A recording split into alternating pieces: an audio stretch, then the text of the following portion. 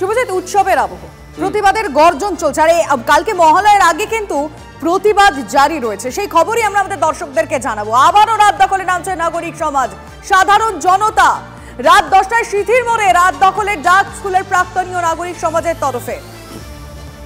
বিশিষ্ট ডাক্তাররাও সেখানে উপস্থিত থাকবেন, যেমনটা জানা যাচ্ছে। সায়ন্ত আমাদের সঙ্গে রয়েছেন, আমাদের সহকর্মী। সায়ন্ত, আমরা প্রথম রাত দখল দেখেছিলাম স্বাধীনতার মধ্যরাত, সোশ্যাল মিডিয়া বার্তা, তারপর দিকে দিকে আমজনতা রাস্তায় নেমে এলেন।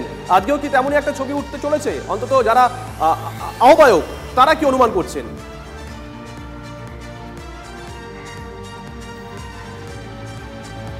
একদমই শুভজি, দেখো রাত পোহালে কিন্তু মহালয়া, অর্থাৎ পিতৃপক্ষের অবসান, দেবীপক্ষের সূচনার এই সময়টাকেই বেছে নিচ্ছেন বিশিষ্টরা, নাগরিক সমাজ, বিভিন্ন স্কুলের প্রাক্তনীরা। কারণ এই সময়ের মধ্যে, এই সময়েই তারা প্রতিবাদের ভাষাকে আরও তীব্র আকারে নেবে, আরও জোরালো করবে।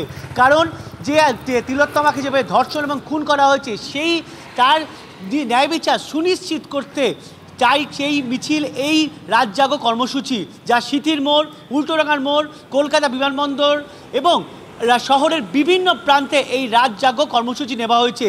এটা যে শুধুমাত্র মধ্যরাতে সীমাবদ্ধ থাকবে তা কিন্তু নয়, এটা কিন্তু কোথাও ভোর 5টা, কোথাও ভোর 6টা, অর্থাৎ গতকাল সকাল, আগামীকাল সকালে যখন তর্পণ হবে তখনও কিন্তু এই রাত জাগো বা ভোর দখল এই কর্মসূচি কিন্তু অব্যাহত থাকবে এবং প্রত্যেকের মুখে কিন্তু উই ওয়ান্ট জাস্টিসের স্লোগান থাকবে। অর্থাৎ এই রাত জাগো কর্মসূচির মধ্যে দিয়েই কিন্তু মানুষের আন্দোলনকে আরও তীব্রতর আকারে নিয়ে যাবার কিন্তু চিন্তাভাবনা করা হচ্ছে, যা কিন্তু জুনিয়র চিকিৎসক পাশে থাকার জন্য, তিলোত্তমার পাশে থাকার জন্য, তিলোত্তমার মা বাবার পাশে থাকার জন্য। আর সেই কারণে শহরের বিভিন্ন প্রান্তে, কোথাও যাদবপুর এইচবি মোড়, কোথাও উল্টোডাঙ্গা, কোথাও হাটকো মোড়, প্রত্যেকটা জায়গায় কিন্তু রাত 11টা থেকে রাত 9টা থেকে বিভিন্ন জায়গা থেকে এই রাত জাগো কর্মসূচির ডাক দেওয়া হয়েছে। এবং আমরা টিভি9 বাংলা, সায়ন্ত, আমরা টিভি9 বাংলা ধারাবাহিকভাবে সেই কভারেজ দিয়ে থাকবো।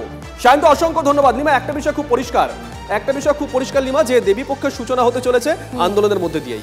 একদম তাই, এক অন্য পুজো, এক অন্য উৎসব।